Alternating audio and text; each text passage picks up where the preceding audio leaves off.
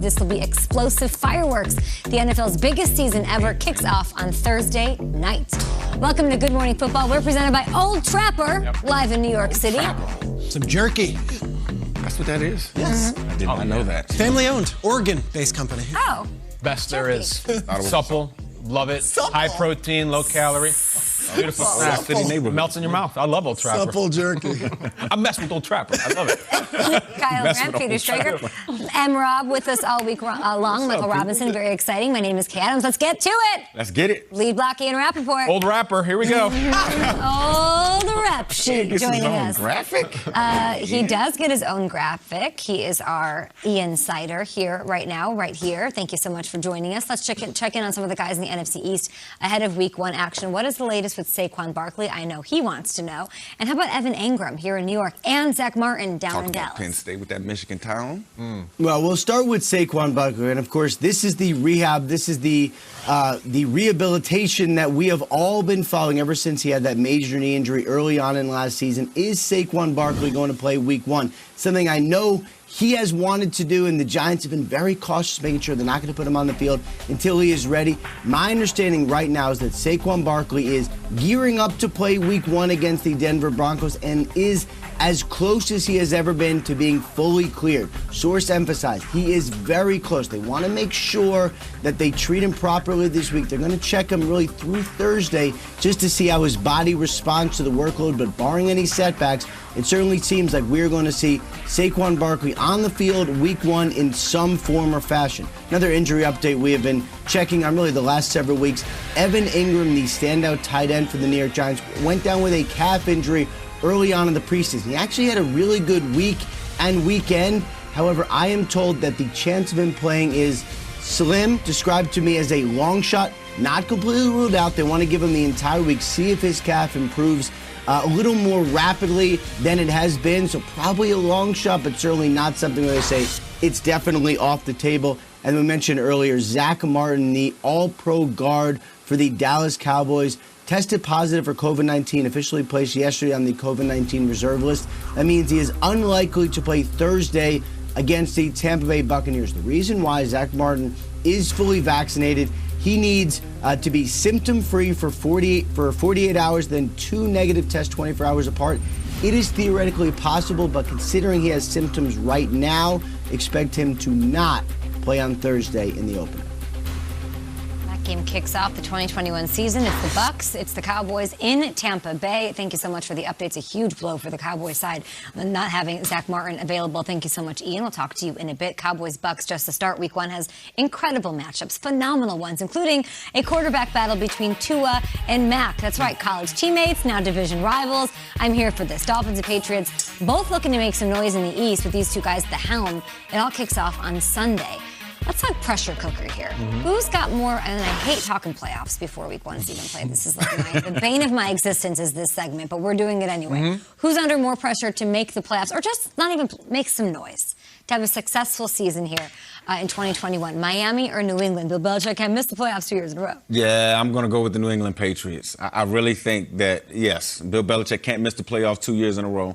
I honestly think he wants to do better than Tom Brady. Tom Brady's already got a year up on him. He's went to the Super Bowl, got a ring, all of those things. And then when you look at this New England Patriots offense, I really think it's suited for Mac Jones, right? They're built across the offensive line to run the football. They're built across the offensive line to do a lot more play action. That's, again, faking runs, moving the pocket, things like that. And then when you look at Mac Jones, Mac Jones, this kid was lights out under pressure in college. When you give this kid a little time, he's accurate just like Tom Brady was, all of those things. So I think Bill Belichick wants, like no other, to have a successful season. They did a lot of spending in this past offseason. So I would have to say the pressure's more on the New England Patriots. Have to. I go back and forth on this one because there's the immediate of like, all right, the Patriots went all in on this season. They brought in all this play. But they've got this long-term feel now with Mac as their quarterback. I look at Miami, it's like, if not now, when? There's this window right now where it's, hey, we now don't have a rookie quarterback anymore. It's in the second year. We've got this great defense, got this player. And I look at the Dolphins franchise, which in the 70s and the 80s were one of those Tiffany franchises, crown jewel franchise, Super Bowl every other year, and of course, undefeated season. And then Marino, we're going to the playoffs. Look at the last 3 times that the Dolphins made the playoffs. Look at those years. 2016, Gase. already 5 years ago. Adam Gase, Matt Moore at quarterback. 2008, now we're looking at 13 years ago. And then 2001, we're looking 3 times. Look at the Miami scores in Dolphins. those games. I know they got blessed. Waxed. Yeah, those are not good games. And those aren't divisional round or championship. Wild card. Yeah. Dolphins fans have not seen a playoff victory since the 90s. I mean, since Dave Wannstedt was giving the ball to Lamar Smith and Vanderjagt was missing field goals, it's been that long. So I look at them now and I look at the owner, Stephen Ross. He is not a man who likes to lose at things. He is one of America's great businessmen and successful businessmen, and they are always tinkering. They're doing things. They're bringing in new players. They're spending money. They have a new facility. They have a new stadium.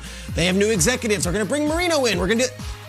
Okay, you do all the things you want, but you got to make the playoffs at some point. How's Tua going to be? How's Tua? Is he good? Right? I thought Peter King was really on.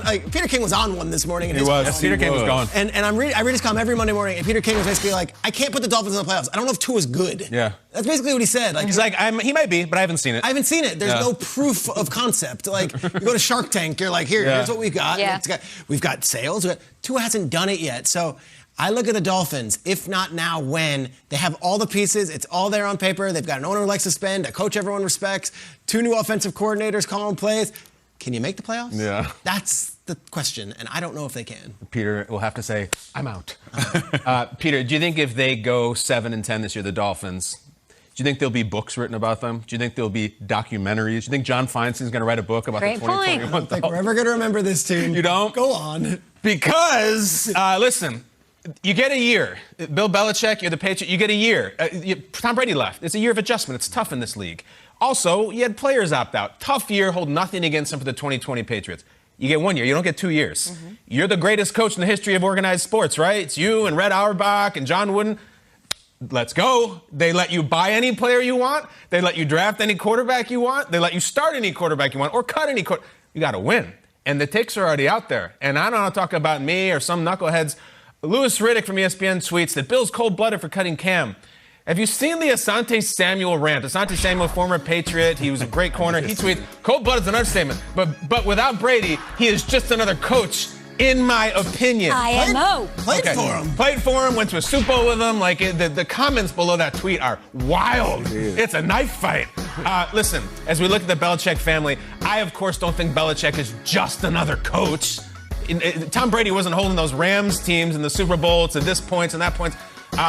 There's a thing, though. There's a Cold War, a Brady-Belichick Cold War that history will look back on about who was more, who mattered more, who carried them more. They also play this year. I don't know if you guys have talked about this. If the Bucs roll the Patriots week 4 and Bill Belichick rolls out at 7-10 or 8-9 or whatever the hell the math is these days, that's stuff that's going to be looked on, and not just next year, for 50 years. This is historical NFL pressure about, when you look, once Brady left, before Brady got there, it's bookended. Yeah. I think Bill Belichick needs a big season. I think he needs a few of them, and maybe he'll get them. I'm not predicting. I just think this is big-time stuff here. Big-time stuff, big-time pressure. The expectations, I think, for the Dolphins, to your point, talent, all things considered, the expectations are greater for the Dolphins than they are for the Patriots. Pressure, I would put on the Patriots side.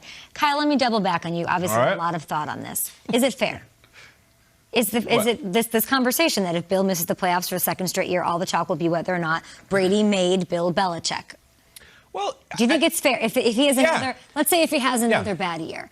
Let's say the Patriots beat the Bucs week 4, but they don't go to the playoffs again. Where do you stand? It could get complicated. We're talking legacy stuff here. The question is, if you took another great football man and a great coach, and you put them in that spot around 2000 with the Patriots and gave them Tom Brady and all that, if you gave them Marty Schottenheimer, someone like that, would they have won Super Bowls? Would they have done all that? We don't know, of course. And Belichick, obviously, the front office stuff and all these things he's given to the game. There's a million. I'm not minimizing Belichick. I just think that Brady might have been more important than we think. And you take one away, we get to watch this year. If this year and next year, Belichick can't get over the hump. The argument always was when Brady wasn't there, he went 11-5 with Matt Castle. Yeah. Right? And it was a great year. This is the year. I think they need to, not for like, just. The Matt Castle year always comes up and it's always relevant. I agree. If they don't, do you look at Belichick differently? I don't look at Belichick differently. I think it enhances Brady's legacy. And What about it's like, 5 straight years? And Belichick finally gives up and says, I'm going to go and be on my boat, and we just never got our act together again. He's still the greatest coach. There's something to that? He'll still be the greatest coach. A great coach, but not this deity to the game of football. Well, I think so. I think no matter what he does the rest of his career, he still is. Who's done what he's done? Nobody. And people always talk about what Tom Brady gave to Bill Belichick, but nobody talks about how Bill Belichick coached Tom Brady to get the best out of him. I think it's a collaboration of both of those guys. Both of those guys needed both of those guys. Now, Tom Brady is to the point in his career and to his maturation process that he can make everybody around him better. And he went to a better roster. And the Tampa Bay Buccaneers had a better roster. To me, it wasn't a surprise that they won the Super Bowl. At GMFB with your thoughts. A great conversation. Have one that we'll keep our eyes on. Of course, it all kicks off on Thursday. Win those Buccaneers and Tom Brady